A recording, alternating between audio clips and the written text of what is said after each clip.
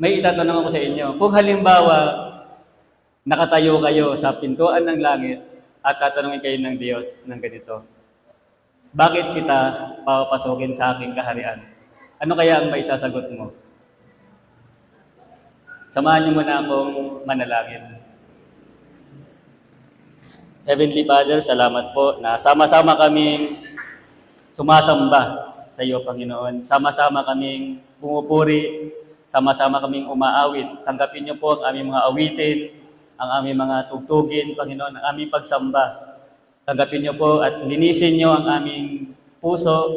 Bigyan niyo kami ng unawa na maunawaan namin ang iyong salita sa oras na ito. Pagpalain niyo kami, salamat po sa magandang umaga, sa magandang panahon. At salamat po sa lahat-lahat, Panginoon. Ito po ang aming panalangin sa tanging pangalan ng aming Panginoong Yesus. Amen. Ang pag-uusapan natin ngayon yung Lucas 7:36 hanggang 50. Lucas 7:36 hanggang 50. May isang babaeng makasalanan sa isang lugar. At ang makasalanan yon ay hindi lang makasalanan kundi popular, sikat. Meron ba kayong kilala na makasalanan na talagang sikat sa pagiging makasalanan? Meron ba kayong kakilalang gano'n? Yun ang babaeng makasalanan. May isang Pariseyo na in-invite si Jesus na maghapunan sa bahay niya. Si Jesus kasi nung panahon na yon ay napaka-popular, sikat.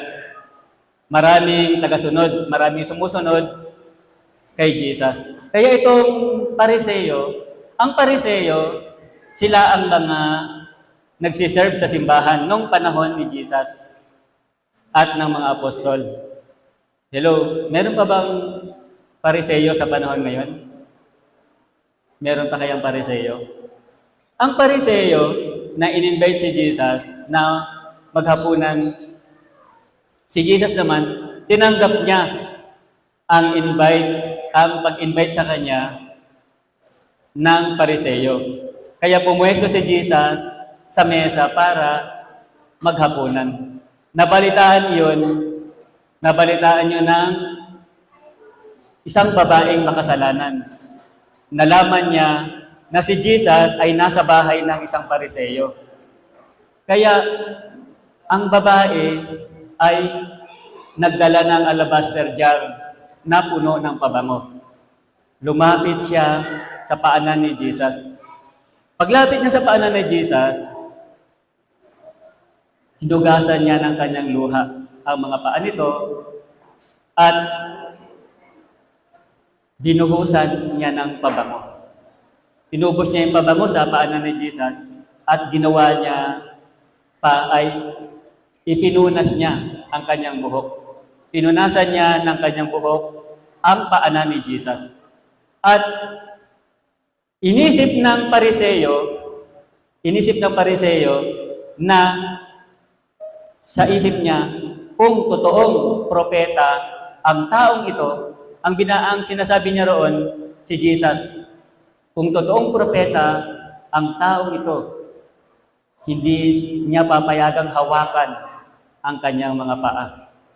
Sabi niya, kung totoong propeta ang taong ito, kilala niya dapat ang babaeng ito na hindi dapat siyang pumayag na hawakan ang kanyang mga paa. At napatingin si Jesus sa Pariseyo na nagngangalang Simon. Sinabi ni Jesus, Simon, nakikita mo ba? Sinabi niya, Simon, may dalawang tao na umutang sa nagpapautang ng pera. Umutang ang isa ng 500 coins silver. Ang isa naman ay 50 coins silver. Sa palagay mo, sino ang mas magmamahal sa nagpautang? Ang umutang kasi ay hindi na makabayad. Hindi na sila makabayad. Kaya tinanong ni Jesus, Dahil hindi na makabayad ang dalawang umutang, ang isang umutang ay 500 silver coins. Ang isa naman ay 50 silver coins. Kaya tinanong ni Jesus, sa palagay mo, sino ang mas magmamahal sa nagpautang? Dahil hindi na sila makabayad at tinatawad, binaliwala, kinancel na ang kanilang pagkakautang. Sino ang mas magmamahal sa nagpautang? Sumagot si Simon na isang Pariseo. Ang sabi niya, sa palagay ko po, ang nagpautang ng mas malaking halaga. Sumagot si Jesus, sabi niya, tama ka. Tama ang sagot mo.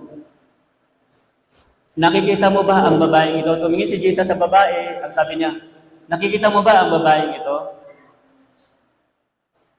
Mayroon siyang dalang pabango. Ibinuhos niya sa aking mga paa. Hinugasan niya ng luha ang aking mga paa. Binuhusan niya ng pabango at ipinunas niya ang kanyang buhok sa aking paanan.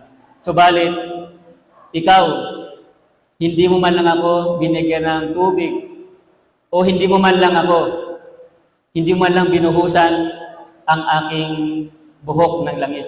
Sa panahon kasi na yon, kapag napaka-espesyal ng bisita, binubuhusan ng langis. Binubuhusan ng langis ang ulo at hinuhugasan ng mga Hudyo ang mga paa kapag sobrang espesyal ng treat. Subalit, ang babaeng ito ay pinunasan niya pa ng buhok niya, hinugasan niya ng luha. At sinabi niya sa babae, pinatawad ang mga kasalanan mo. Sa panahon natin ngayon, marami pa ring Pariseo.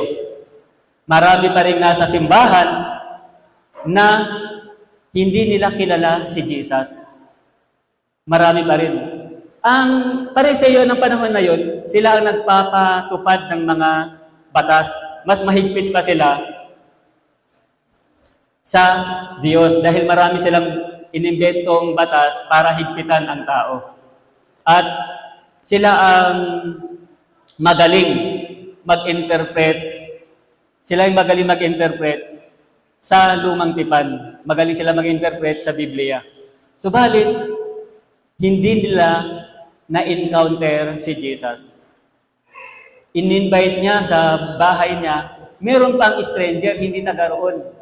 Nabalitaan lang ng babae na naroon si Jesus, kaya pumasok siya. Pumasok ang babae para umiyak sa paanan ni Jesus. Samantalang ang mga meron panahon ngayon, meron pa rin mga nagsiserve sa simbahan, pero hindi pa totally na-encounter si Jesus, kagaya ng Pariseo. Kasi ang Pariseo, siya ay nangangaral sa templo, subalit sinabi niya, kung totoong propeta ang taong ito, hindi niya papayagang hawakan ang paa niya. Ibig sabihin, meron siyang doubt.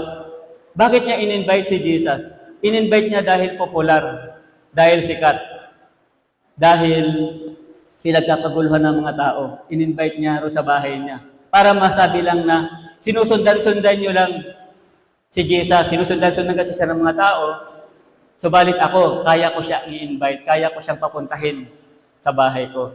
Proud lang ang ginawa niya. Magiging proud lang na ako bilang isang lingkod, bilang isang taga-interpret, kaya ko pupuntahin yan sa bahay ko. Subalit, wala siyang pagpapahalaga, hindi niya kilala. Hello, kilala ba natin talaga si Jesus? Ano ang nakatawag sa ating pansin na sa kwento? Gaano kaya karami ang kasalanan na pinatawad sa atin? Tatanungin ko po uli kayo, kung ikaw ay nakatayo sa pintuan ng langit at tatanungin ka ng ganito, bakit kita papapasukin?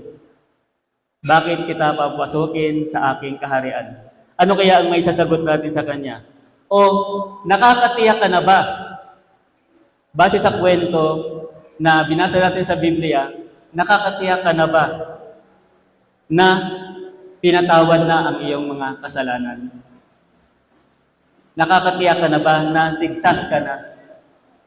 Kapag sinabing kaligtasan, bakit natin masasabing kaligtasan?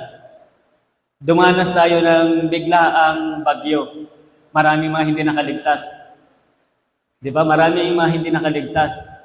Merong mga namatay. Isang iglap lang. Ibig sabihin, merong tiyak na mangyayari kapag tinawag ang kaligtasan. Tiyak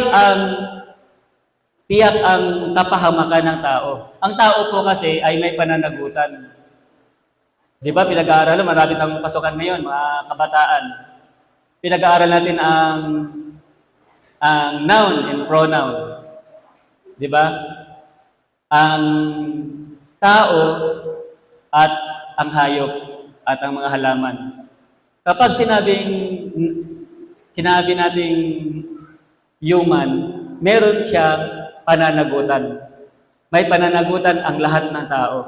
Dahil ang tao ay may body, soul, at may spirit. Ano kayang espiritu meron tayo ngayon? Meron ba tayong espiritu ng galit? Meron ba tayong espiritu ng Diyos? Ang espiritu kasi ng Diyos, siya ay espiritu ng pagpapatawad at pagmamahal. At ang spirit naman ng galit, yan ang espiritu ng mga bad spirit. Ano kayang spirit meron tayo? Paano natin sasabihin na tayo ay na-encounter natin ang Diyos? Paano kaya natin maisasabi sa ating sarili? Paano natin masabi na na-encounter talaga natin ang Diyos? Kung tayo mismo ay hindi natin nakikilala ang Diyos. Ang ginawa ng babae na lumuhod siya, umiiyak siya sa paanan ni Jesus, binuhos niya ang pabango. Ang pabango kasi ng panahon na yon, kapag nakalagay sa alabaster jar, napakahalaga ng bagay na yon para sa kanila. Napaka-precious, mamahalin. Ibig sabihin, yun ang kanyang asset. Ibinuhos niya kay Jesus. Lumuha siya, umiiyak, lumuluhod siya sa paanan ni Jesus, umiiyak siya na ang luha niya, ang pinanghugas niya sa paan ni Jesus. Pinunasan niya ito ng kanyang buhok at binuhusan niya ng pabango. Subalit, hindi sapat ang ginawa ng babaeng iyon. Meron na bang nakagawa sa atin ang ginawa ng babaeng makasalanan? Meron kayang nakatapat sa ginawa ng babaeng makasalanan? Gawin mo man yun, hindi pa rin sapat na gawin mo yun, nakabayaran sa kasalanan mo. Ang kasalanan mo ay napakamahal dahil ito ay priceless. Ang kasalanan, ang kaligtasan mo ay totoong binayaran ng ating Panginoon. Buong buhay niya. Ipinako siya sa krus, namatay at muling nabuhay. Ipinako siya sa krus para lang sa kaligtasan mo. Hindi sapat na umiyak ka. Hindi sapat na ipunas mo yung buhok mo. Hindi sapat na buhusan mo ng pabango. Ang sapat ay ang pagpako, ang namatay si Jesus sa krus, sa Kalbaryo, para sa akin at para sa iyo, para sa ating lahat. Dapat maunawaan natin, dapat ma-encounter natin kung sino ba talaga si Jesus. Dapat na makilala natin, sino ba talaga? Lord, paano? Ano ang may sasagot natin? Sasagutin natin, bakit kita papasukin sa aking kaharian? Kung bakit kita papasukin, ang nasagot lang natin, dahil pinatawad mo po ako. And kapag sinagot mo na, Mabuti kang tao, mabuti ka nga ba talaga? Baka isa kang pariseo na akala niya sa sarili niya, mabuti siya. Kung pala, hindi niya pa na-encounter ang Diyos. Akala niya sa isang babae na makasalanan. Talagay niya sa isang sarili niya na napakabuti niya na dahil nagsiserve nga siya sa Diyos. Iba-iba ang pagsiserve natin sa simbahan. Ang pariseo, nagsiserve sila, napakagaling nila mag-interpret sa lumang tipan. Subalit, naunawaan ba nila? Na-encounter ba nila? Sino ba ang kaharap nila? Tayo, na-encounter na ba natin si Jesus? Na-encounter na ba natin siya? Na alam na ba natin na naroon ang Diyos? Sinabi rito, sinabi sa mga gawa, sa Act 10:43, nagsalita lahat ng mga prophet tungkol sa Kanya, sabi nila, lahat ng naniniwala sa Kanya, mapapatawad yung mga kasalanan nila dahil sa pangalan niya. Hindi tayo maliligtas. Hindi tayo kayang iligtas ng sarili nating effort. Hindi natin kayang iligtas ang sarili natin. Hindi nga natin kayang tumbasan yung ginawa ng babaeng makasalanan. Para may pagmalaki natin na tayo ay karapat-rapat sa Diyos. Tapos sasabihin natin na hindi konforme kung ligtas ka. Konforme kung ligtas ka ba? Oo, dahil merong nasa simbahan na kagaya lang ng pariseo na hindi nila na-encounter si Jesus. Sapat ang kamatayan ni Jesus para sa pagpapatawad ng ating kasalanan. Tandaan natin yun at sinabi rito sa Ephesians 2:8, 9 hanggang 10, sobrang bait ng Diyos. Kaya naligtas niya kayo dahil sa faith nyo. At hindi yun dahil sa sarili nyong effort. Regalo ito ng Diyos, hindi yun resulta ng mga ginawa nyo para walang maipagmalaki ang kahit sino.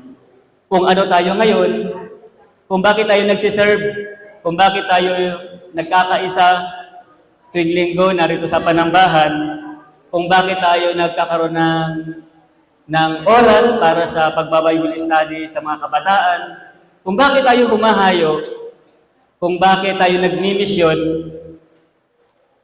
Kasi, sabi sa Ephesians 2:10, tandaan natin, kung ano tayo ngayon, ang Diyos ang may gawa nun.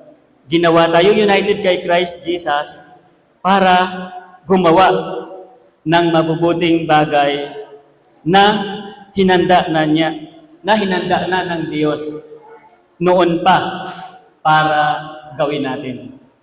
Kaya ka narito dahil pinili ka ng Diyos. Una kang minahal ng Diyos. Ilang libong taon na. Nauna pang namatay si Jesus bago ka ipanganak. Minahal ka ng Diyos. Sobra-sobra ang pagmamahal. At bilang tao, nagkakaroon tayo ng kasalanan. Meron tayong kasalanan noon. Meron tayong kasalanan ngayon.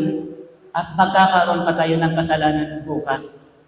Subalit, ang lahat ng kasalanan na gawa natin ay bayad na yon ng Diyos.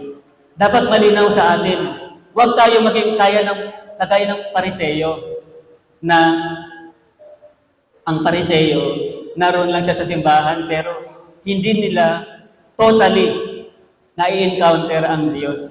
Dapat ma-encounter natin. Ano ba talaga ang pagiging Kristiyano? Ang pagiging Kristiyano ay mapagpatawad. Hello, kaya mo bang magpatawad? Kung hindi pa, ipanalangin mo. Walang imposible sa panalangin. Siyempre, tao tayo. Nasasaktan tayo. Lahat ng tao ay nasasaktan.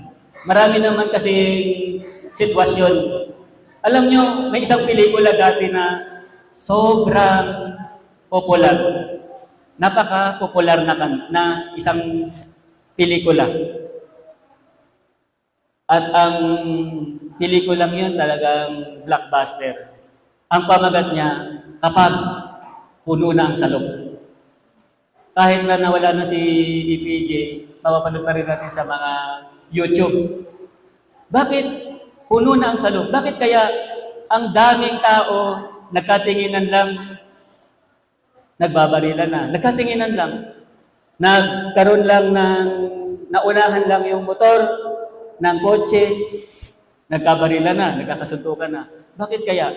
Kasi maraming tao na puno na ang salok. Puno ng salok. Dahil nung bata pa siya, hindi niya masyadong naramdaman na special siya. Kasi merong mga parents na may mga anak, ilan lang, merong isa lang ang star sa pamilya niya. Yung ibang kapatid, hindi masyadong napapansin. Parang invisible lang sila. Kaya naman yung bata, nagtarim. Unang-una siyang nagtampo sa magulang niya. Nagkaroon na siya kagad ng guilt, galit. Lumaki siya, dahil nga gano'n na ang environment niya sa bahay niya, na-adapt niya sa kanyang kaibigan. Kapag nagkaroon siya ng kaaway, nagkaroon naman siya ng galit. Hanggang sa nagkaroon siya ng mga katrabaho. Hanggang sa dumami yung galit niya sa puso niya. Subalit, hindi niya na malayan na siya na pala yung nakakasakit. Hindi niya na malayan na siya pala ang dahilan kung bakit nagkakasala ang iba. Kung bakit nagkakasala ang iba na kapareha niya dahil sa kanya. Akala niya siya ang nasasaktan, kung pala, siya lang pala ang nakakasakit. Kaya, puno na ang salop dahil sa punong-puno na yung galit, konting bagay lang mga hindi kakilala, na-encounter nila yung mga taong hindi nila nagustuhan niya pagtingin, yung tinginan lang, nagsusuntukan na, nag-aaway na. Dahil punong-puno siya ng galit. Subalit, nais ng Diyos sa kwentong nabasa natin sa Biblia, ang salita ng Diyos ay buhay na salita ng Diyos. Hindi ito isang libro lang na history. Ito ay buhay ng Diyos upang ipaalala sa atin na tayo ay pinatawad ng Diyos. Ang kasalanan natin, nagkakasala tayo, may consequences ang kasalanan. Pagdudusahan mo ang kasalanan ginawa mo. Subalit, kung alam mo sa sarili mo na talagang nanampalataya ka sa Diyos, sigurado ka na ligtas ka. Mawawala ba ang kaligtasan mo? Sasabihin mo, mawawala ang kailangan bantayan ko ang aking kaligtasan. Kailan bantayan ko? Sino ka para magbantay ng kaligtasan mo? Ang kaligtasan ay sa encounter lamang ng ating Panginoon. Kapag sure ka na nalaman mo na namatay si Jesus sa krus para sa iyo, tiyak ka naligtas ka. Subalit kung sasabihin natin na ligtas ako dahil kailangan kong bantayan ang aking kaligtasan, dapat lang nabantayan mo ang kaligtasan mo. Dahil nawawala ang joy of salvation. Maraming Kristiyano na ligtas nga siya, subalit nawala ang joy ng kaligtasan niya. Kaya tuloy, ang taong nawala ang kaligtasan, na iniisip niya, akala niya hindi siya ligtas, pero ang totoo, yung joy of salvation lang ang nawawala. Yun lang. Dahil hindi naman nagbibiro ang Diyos. Hindi siya nagbibiro na ipako sa krus para sa iyo. Mahal na mahal ka ng Diyos. Hindi siya nagbibiro. Kaya sapat na naipako siya sa krus. Sana huwag tayo maging pariseyo. Meron pa rin talagang pariseyo sa panahon ngayon. Marami pa rin na hindi kilala kung sino ang pinaglilingkuran nila. Sino ba si Jesus? Mabuti pa yung babaeng makasalanan. Hindi naman siya naroon sa bahay ng pariseyo. Kung tutusin, trespassing siya eh. Trespassing siya, subalit nakasilip siya ng pagkakataon na ipakita sa Diyos kung gaano ka-importante ang Diyos sa Kanya. Tayo bilang Kristiyano, paano pa tayo magmamahal? Kung ang mamahalin lang natin ay ang mabuti sa atin, wala tayong pinagkaiba. Wala tayong pinagkaiba sa tao na hindi nagsisimba. Kasi mabuti rin naman sila. Mabuti rin sila sa tao na mabuti sa kanila dahil mapapakinabangan nila. Subalit, kung talagang na-encounter mo si Jesus, kung sino ang pinakamalaking kasalanan, may kasalanan sa iyo, ipanalangin mo. Hindi naman kasi madali. Hindi naman madaling magpatawad. Dahil ang puso na hindi nagpapatawad ay puso na hindi puso ng Diyos. Hindi mo pa na-encounter ang Diyos. Kapag nagpatawad ka na, tiyak na-encounter mo na ang Diyos. Alam mo na isa ka rin namang makasalanan na pinatawad rin ng Diyos. Kung ipagmamalaki mo na wala kang kasalanan, sila ang may kasalanan. Itinuturo sa binasa natin, itinuturo ng pariseyo. Tingnan natin mabuti yung senaryo. Inisip ng pariseyo, dahil proud siya na siya ay taga-interpret ng salita ng Diyos, nasa simbahan sila. Ang pariseyo kasi ay malaking grupo na nasa templo. Sila ang tagapagpaliwanag, sila ang may tradisyon. Binasa natin ang kwentong iyon sa tagpo ni Jesus na hindi lang para basahin, hindi lang para history.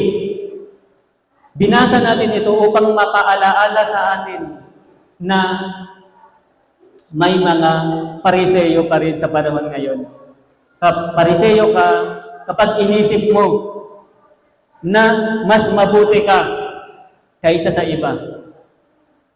Kasi ang pariseyo, inisip niya, sabi niya, kung kilala, kung totoong prophet, imagine, prophet lang ang iniisip niya. Samantalang, ang na-encounter niya ay totoong Diyos. Diyos na nakatawang tao. Diyos na dahilan para maligtas ang sangkatauhan. Iniisip niya, kung totoong prophet ang taong ito, hindi siya papayag na hawakan ang kanyang mga paa. Hindi siya papayag. Kaya, dapat huwag nang mapuno ang salog. Ibuhos na natin. Kagaya ng isang basong tubig, puno yan. Punong-puno ng pagkukunwari na Kristiyano tayo. Subalit, kapag hindi ka marunong magpatawad, kapag hindi mo kayang patawarin ang sarili mo, kapag hindi mo kayang patawarin ang nagkasala sa iyo, wala kang pinagkaiba. Sasabihin mo sa sarili mo, isa ka pariseyo. Dahil hindi mo pa na-encounter si Jesus. Kailangan magpatawad tayo. Sino ba ang perfect? Walang perfect dahil ang perfect lang ay ang Diyos. Sa bawat yugto ng buhay natin, sa bawat hakbang ng buhay natin, meron tayong nasasaktan na hindi natin namamalayan. Maaring ang magulang mo, maaring ang kapatid mo, maaring yung lahat ng nakahalumilong mo. Higit sa lahat, kilalanin natin ang Diyos dahil siya ay totoong nagpatawad at ang ating sarili ay ibigay natin sa Diyos. Kagaya ng ginawa ng babaeng makasalanan. Ang resources niya, ibinuhos niya para sa Diyos. Nagpakumbaba ang babaeng yun. Pinakita niya, hindi siya nahiya na ang daming tao. Hindi siya nahiya sa ginawa niya. Lumuha siya upang hugasan ang paa ni Jesus. Ipinunas niya ang kanyang buhok. Hindi naman siya pinatawa dahil sa ginawa niya. Ang sinabi ni Jesus, pinatawad ka dahil sa iyong pananampalataya.